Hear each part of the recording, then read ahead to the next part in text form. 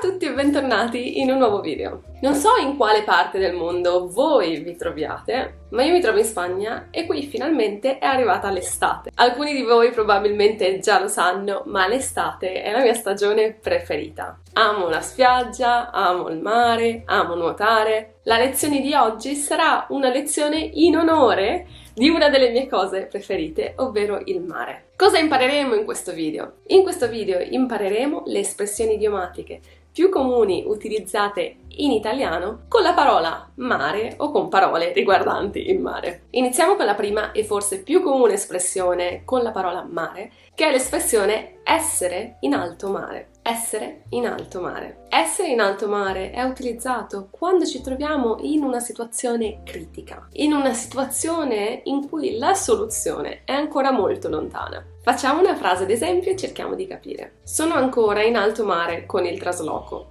Ho appena iniziato a fare gli scatoloni. Sono ancora in alto mare con il trasloco. Ho appena iniziato a fare gli scatoloni. In questo caso sono in alto mare significa che sono in una situazione critica, sono ancora lontana dalla mia soluzione, dal terminare il mio trasloco. Per questo motivo possiamo utilizzare questa espressione. La prossima espressione è muovere mari e monti. Muovere mari e monti significa che stiamo facendo di tutto per raggiungere un obiettivo. Facciamo una frase. Ho mosso mari e monti per fare la tesi con questo professore. Ho mosso mari e monti per fare la tesi con questo professore. In questo caso, ho mosso mari e monti significa che ho fatto di tutto per poter fare la tesi con questo professore. Ho fatto di tutto per ottenere il mio obiettivo. Con mari e monti c'è anche l'espressione promettere mari e monti. Probabilmente potrete immaginare che cosa significa promettere mari e monti. Promettere mari e monti significa fare grandi promesse. Queste promesse sono molto spesso impossibili o esagerate alcune volte e significa dunque cercare di promettere qualcosa di difficile realizzazione. Molto spesso si promettono mari e monti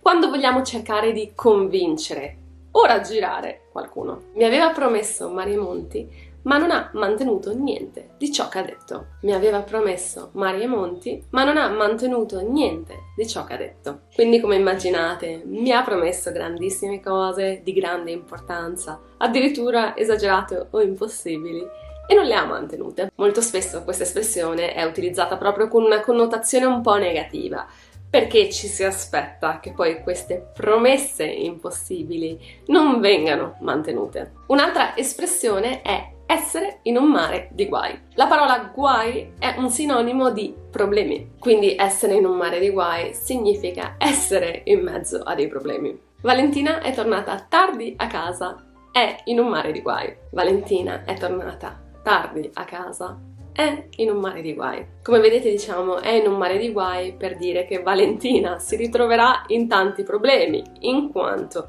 è arrivata tardi a casa, non ha rispettato il suo orario, dunque uno dei suoi genitori probabilmente si arrabbierà. E proprio come abbiamo detto mare di guai, possiamo dire mare di seguito da un altro sostantivo. Mare di seguito da un sostantivo significa una grandissima quantità di qualcosa. Se io infatti dico ti voglio un mare di bene, vuol dire che ti voglio tantissimo bene, che il bene che ti voglio è di una quantità enorme. Mare di si utilizza molto spesso con il sostantivo cose oppure con il sostantivo lacrime. Per esempio, ho un mare di cose da fare. Ho un mare di cose da fare. E qui vuol dire che ho tantissime cose da fare. Mare di lacrime invece significa piangere tantissimo. Per esempio, Andrea è in un mare di lacrime.